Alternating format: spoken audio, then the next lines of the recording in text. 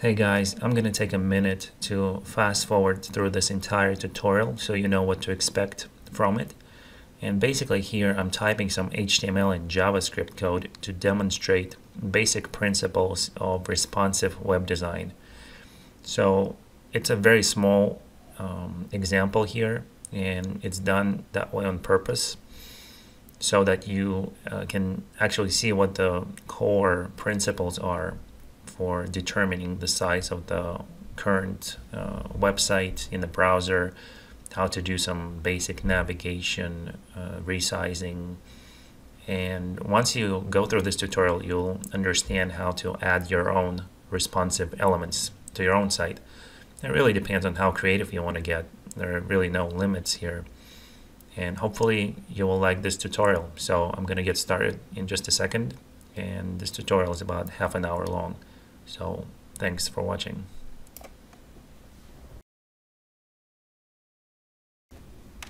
Hey guys, in this tutorial I'm going to show you how to create responsive layouts with just jQuery and some JavaScript code. So I'm going to get started. First, let's define, let's say that this is our main page. Okay, it's a div, and I'll just type in some CSS styles for this page, and it's going to appear in this view right here in HTML. I'm using jsfiddle.net. So this is the page div. Let's say we have some content there. Let's just make it a static width, for example, just for width 400, and let's make a border around it so we can see it visually. Let's run this.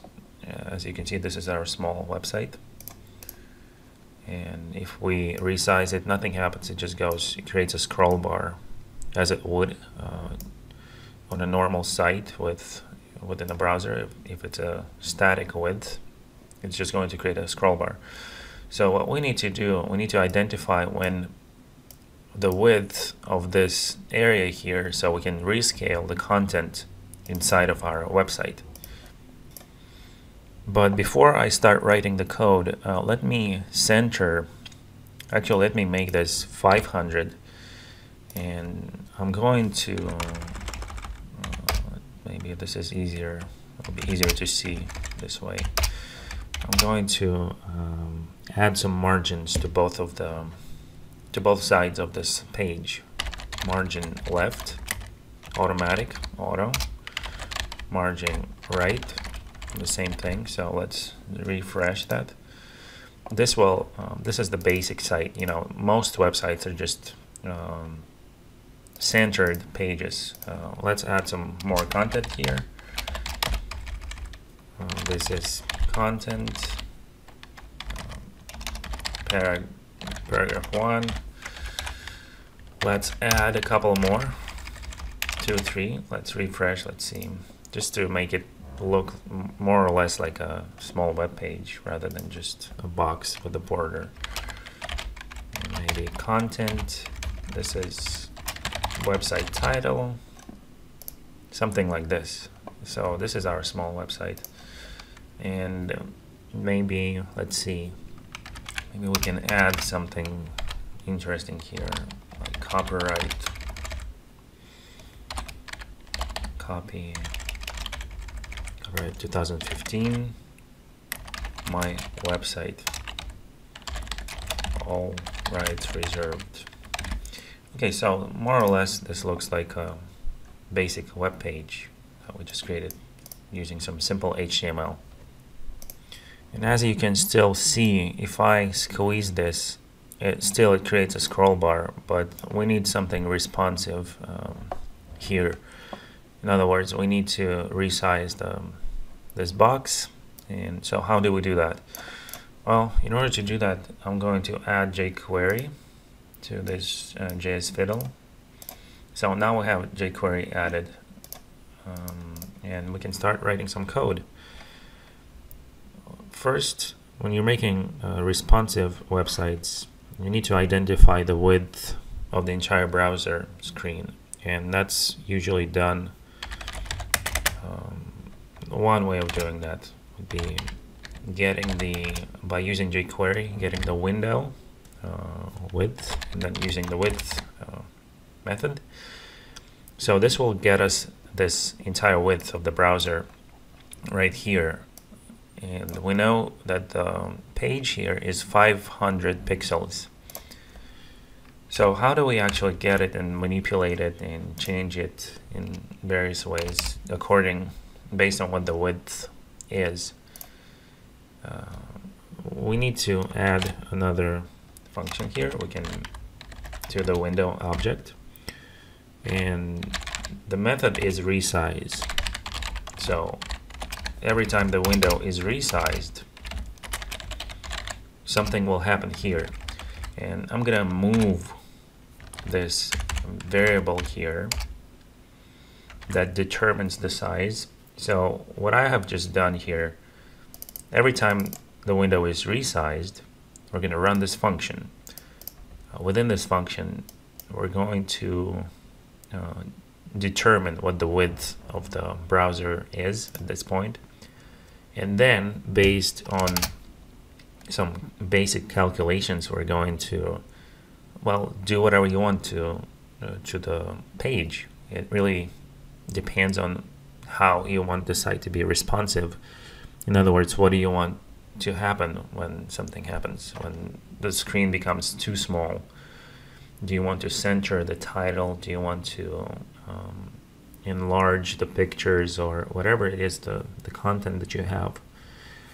And this is done by using an if statement. If we know that the width of this page is 500, so basically what we're going to do here is we're going to say if while we're resizing the window, if width is less than 500, and sometimes you need to add a little more for the scroll bar, so 525 maybe, approximately close to 500 width of the page. So if it's less than 525, which is this area, the width of the browser, if it's less than that, now what should we do? One way of changing the content here inside the page is to grab the page and set its width. I think this is the right way. You can also use the width method to set the width of something, not only get it. When you don't pass anything, it gets the width. When you pass something, it's going to set the width. So but I'm not going to use this function. I'm going to apply CSS. The reason for that, I'm not sure. I need to do another sub tutorial to explain why. Okay, so I'm going to use CSS function instead, and the reason for that is because it gives me more control over what I can set with 100. So what I'm doing here is if the browser is less than 525, we're going to set the page width to 100%, and it's going to create a very interesting effect and of stretching. The page will stretch across the entire width, and it will change some of the, it might wrap some of the text here. But another important thing is that we need to switch back, because what if, okay, we squeezed it to less than 525. What if, and we change the width to 100. Now we need to switch it back if somebody decides to, make the window wider again. So we're going to copy and paste this line, and we're going to set it back to 500 px. So let's see what happens. I'm going to run this code. Here we have our page. Let's start squeezing. And as you can see, automatically the page is 100%. There's no scroll bar at the bottom, so it's perfectly squeezing into this area here. And this is the very basic example of responsive web design. And let's see what happens if I start to stretch it again. It's going to go back into the center. And that's exactly the effect that we were looking for. Responsive squeezes content into smaller space. Without this code, you would see a scroll bar at the bottom if this code wasn't implemented. So that's the first step for aligning our responsive website. And this is the basic technique of how you would do that. And basically you would continue adding these if statements, measuring the site. What happens if the site gets this small or that small? And I'm going to continue demonstrating this. Let's try another example just to make sure that we get how this works. Let's say the site becomes really tiny. If width maybe 200, and else, you always have to do two cases when you do this. Let's say again page CSS. This is probably not a very practical example, but just to show you, to demonstrate that you can create multiple rules. You can create multiple rules for various things. So if it gets smaller and smaller, you can, let's say, just change the color to red, and otherwise change it back to black, the default. Let's see what happens then. Run. Okay, so we're squeezing and the page is now 100%. You can actually see that when it does that, it sticks to the side of the browser. So it's less than 525, and we keep doing that, and here, so it's less than 200, so something else triggered. I'm going back, now it's black again. And so this is the basic principle of adding responsive elements. Really, it's just an if statement with a size on the resize event. We get it with window width method. So next I'm going to show you, I'm going to take this out. We don't really need that red color thing. So I'm going to show you something more practical now that we understand how this whole responsive thing works. And I'm going to use a logo and add it to the left hand side. Let's replace maybe a website title with the actual logo. I'm going to use a picture of I guess one of my web design clients that I recently worked with, because I couldn't really find a better picture for this example.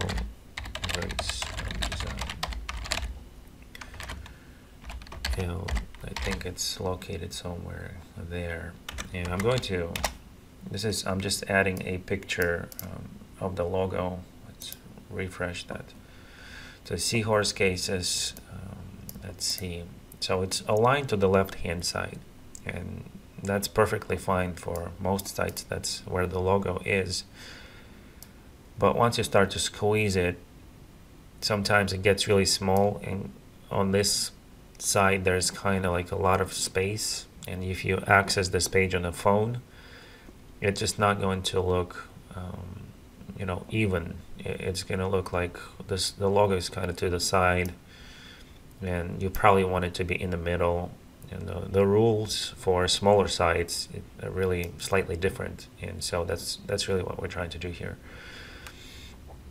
And so let's add some changes to the logo, and I'm going to add an ID to the logo, and just name it L, capital letter L. And let's go back to our responsive code here, and if width less than, let's say, 450 maybe. We're gonna grab the logo by its LID, and we're going to change its CSS to width 100%, let's say. Let's see here. Okay, so, and again, we need to add the second case that removes that. We can probably just set width to empty, and that will probably, hopefully, set it back to default. Let's see what happens here. So we're going to resize, and as you can see, the logo starts to resize in a completely different way once it reaches that less than 450. And it looks much more acceptable now for phones. It just resizes, it's centered. So that's a common technique, responsive web design technique that you can use for logos. It kind of looks neat. It looks nice. It resizes. The content resizes automatically below because of this other code we wrote previously. So now we have these two cases. We can shorten the code by just placing it into, reformatting it like this. I don't know if Jay's Fiddle is going to wrap that, or yeah, it wraps the code, but still it's, let's name this one logo, resize. This is the main page. So we have two blocks now, the logo and the main page. Main page width, or whatever you want to call it. And now we can add something more interesting to this example.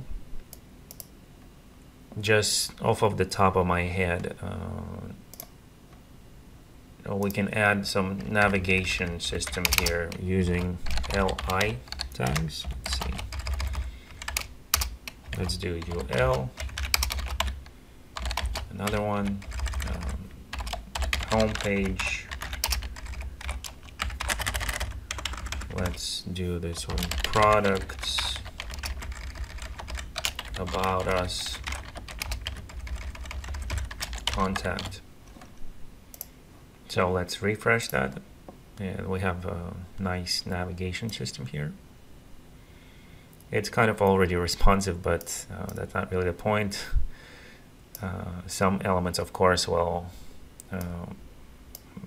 integrate without any additional code, and it will still be usable, but just to create some really interesting cases here, I'm going to change the layout of these items here based on the width. Again, just to demonstrate, this tutorial is all about demonstrating different ways of making elements responsive.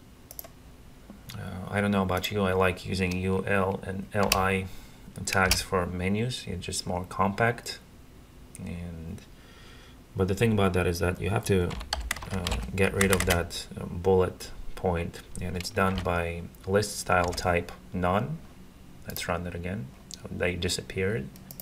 And the next thing you want to do to each item, to each LI tag, is you want to make it, let's say, display inline instead of just in a column, and that's going to make the navigation inline. Another thing you want to add to the LI tag is probably a border, 1 px solid gray, and maybe some padding, 4 px. Let's see what that does. So I have these nice navigation items now. Let's see what happens if we resize. It kind of still works, but there's some overlap. We need a better solution for that. That looks better visually. There are many different ways of how to arrange these items, and it will really depend on the number of them. If you have 4, you can arrange them 2 on top, 2 on the bottom. When the page gets squeezed, it's really up to you and your creative vision. but I'm just going to follow my instinct on this one. And let's do, the first thing I'll do is I'll add the border to UL tag, so we can actually visually see where it starts, where it ends. And another thing about these UL tags is that if you want to use them as menus, navigation bars, you'll see that they have a padding here, and we should probably remove that. Add padding left 0. So let's run that. As you can see, that removed the padding inside the UL because there are usually lists, so by default they add that padding. If you're going to use LI tags for navigation, you can remove that padding by setting padding left 0. So now we have all of these items aligned really nicely here. And so what are we going to do with them? Let's say when the site is in its default state, we're going to stretch all of these 4 items across the entire bar rather than them sticking to the left-hand side. In order to start doing that, we need to do something else to the base code here. We're going to move all of this code into a function, and you'll see why in a moment. So this function will be called resize. And let's create that function here. So it's really the same thing, we just moved out the code into a function, but the functionality is exactly the same. And on resize method, we're going to call resize. And another thing, we want to call resize at least once when the web page is loaded, and that can be done using document ready event. So when all the document object model, when all of the elements are loaded, we're going to call resize at least once, because unless we resize, nothing's going to happen. Our code is not going to run, but the first time the page loads, we're going to call this function from now on. And the browser does call resize event when the page loads, so automatically we're going to run this code even if the user did not do anything. So this will properly resize and rescale everything when page loads. So just by making these 2 simple adjustments to our code, we can achieve that type of functionality. Okay, so what we do from now on, it's really dependent on how you do it. Usually when I use LI tags to create navigation, I make each LI element float left or right depending on where I want the items to go, in which direction.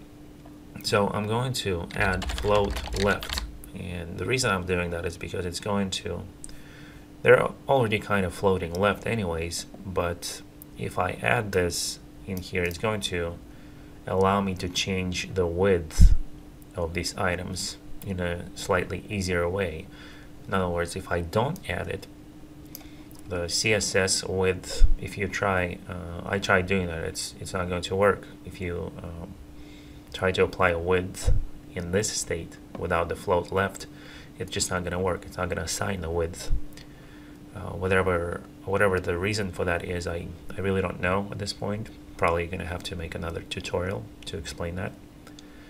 But adding float left, let's run the code.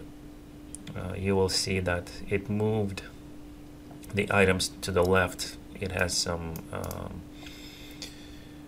text, some content that got into this side by accident, and to remove that, to drop it down again, we need to write some HTML here, and we need to, let's see if we can actually do it this way.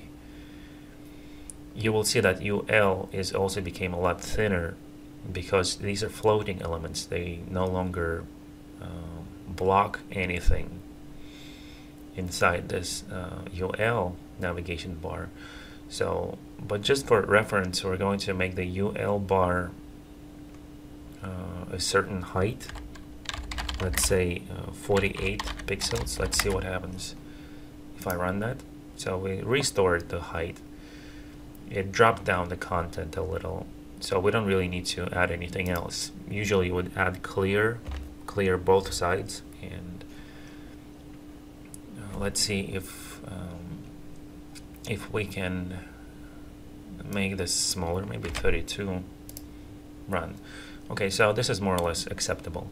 Now from this point on, I'm gonna go into jQuery code again, and I'm going to, by default, maybe not by default, but if the width is greater or equal to 500, which is its default state of the site, that's what we determined here. It's width 500, this entire box here.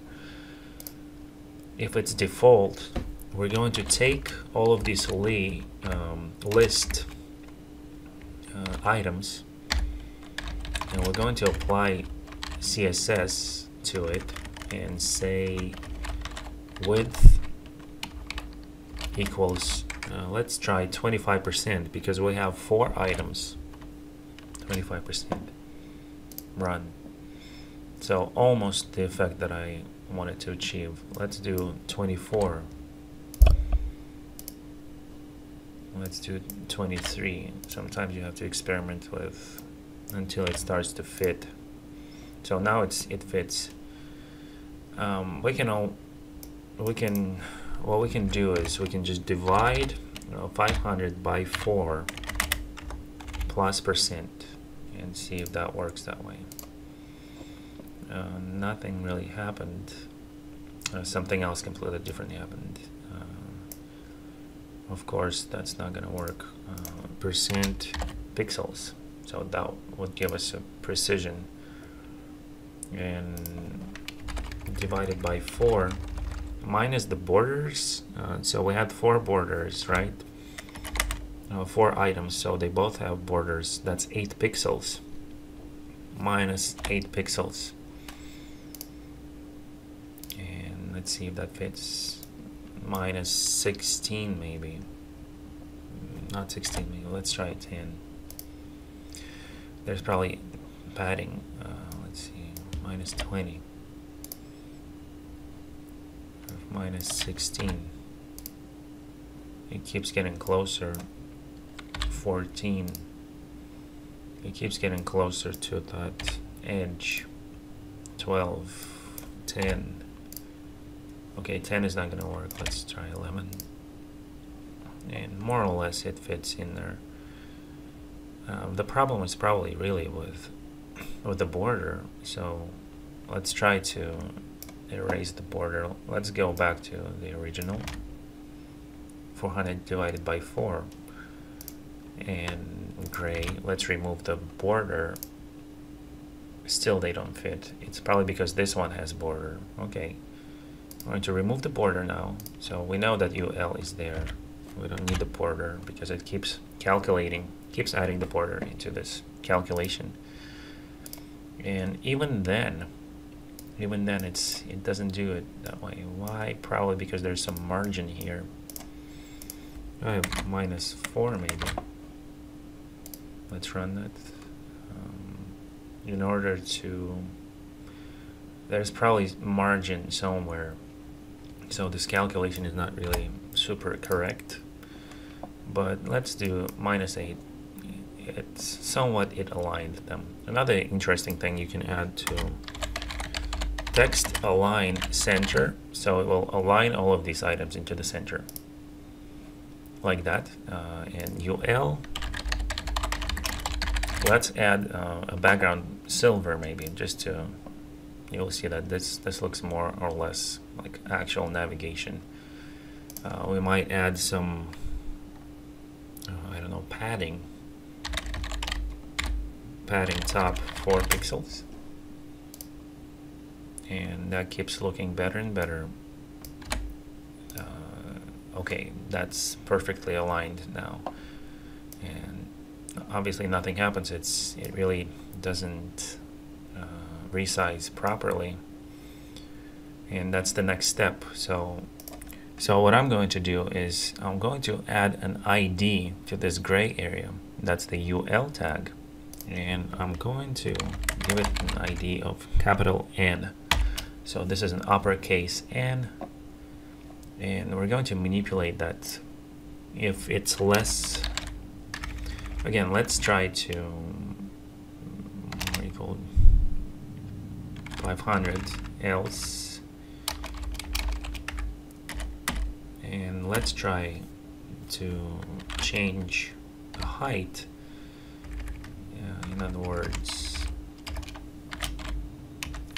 and here I'm not sure what we're going to change it to yet. Probably we're going to change it to 100%, like in the very first example.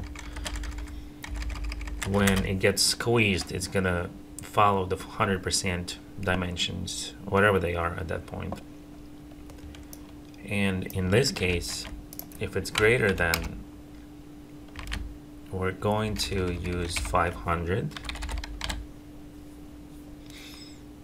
and a height of 32. That's the original height. And in this case, if it's less than 500, we actually wanted to make it double that, 64. Let's just test what's going on there.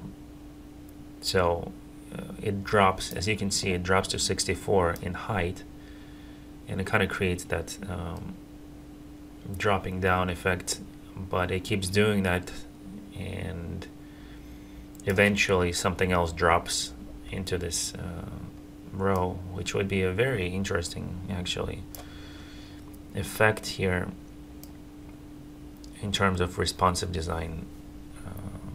It's getting there, it's developing. So what you usually want to do in this case, once you start to see how your responsive code starts to affect elements, you want to kind of just resize it, rescale it a little, and kind of think what you want to do next. So what would you want to do with these navigation items? There are a few different ways of dealing with that, and one thing you probably want to add is when it gets squeezed. It does that right now, so I don't really have a problem with this, other than this content, page content, starts to kind of creep into navigation bar, and the height of this box is not really aligned with this column here. So I'm going to try to fix that, and I'm going to do that by this is sort of acceptable at this point. It does have this drop. It dropped the contact tab into the second row here, but let me get this case first. So what I want to do when it gets to this point, I don't want this. I need to stretch these items here, so I'm going to reapply a different width when it gets to this point. So when it's less, let's go into the CSS for LI tags. This one should probably be on top of this one, just to be more organized. So when it's less than 500, which is this case right now, we want to change 500 divided by 4 to 500 divided by 2, because now it will properly rearrange the items here. Hopefully, let's see. I see what it's doing. So it starts doing that, rearranging everything into this other type of a menu. That's not the effect that I wanted to get. I wanted to have 2 side by side and another 2 at the bottom, and we can still do that I see what it's doing now. It's grabbing the 100% and divides that by 2. Not even 100, it's still 500. It still thinks that this box is 500. So what I need to do, I'm going to grab the width of the N of the UL. So I'm gonna UL width. I'm just going to grab that because we don't know. It's 100%, yes, but in pixels, what is it in pixels? So we can divide that by 2. And again, we're using the width method. And let's see, I'm going to replace this 500 with UL width. So now we should get something more accurate, hopefully. Okay, so that's exactly the effect that I was trying to achieve. So it organizes them side by side, one below the other, and of course there's some blinking. I'm not sure why that's happening, but it's probably because we need to, instead of minus, let's try a little more, -10. Sometimes you need to experiment with all these different small pixel values. So let's try that. So it more or less, it accurately resizes. I mean, nobody really has phones that are this small, but still, it's much better than the default HTML resizing option. And with the logo resizing automatically, it looks much better. It definitely has a different, more accurate resizing here. It just looks more accurate. And another thing, let's see, all this content here, let's add something. Let's add really custom HTML with some basic style. I'm not going to use any IDs here, but just add padding 16 and maybe a different font family, font size 12, and I'm going to wrap all of this in that tag. So this is our content. Let's rerun the code. And so this looks a lot better. This looks like an actual small web page now. And it's responsive. It's gotten more responsive now that we have the navigation done. And so if your clients start asking you, can you do this website, can you apply responsive functionality to this site, then you'll know how to do it. This is the very basic idea behind responsive techniques as far as jQuery goes in JavaScript. So, and this is a really neat looking small website that we created. Using similar techniques, you can pretty much arrange anything on the page in a way that fits, the current resolution of that page. And I think that's a pretty good example for this tutorial. I think it definitely achieved what I was trying to explain here. And I guess this is the end of this tutorial. I think this is it. We got our small responsive template done with just jsfiddle.net. And I hope you guys liked this tutorial, and I'll see you next time.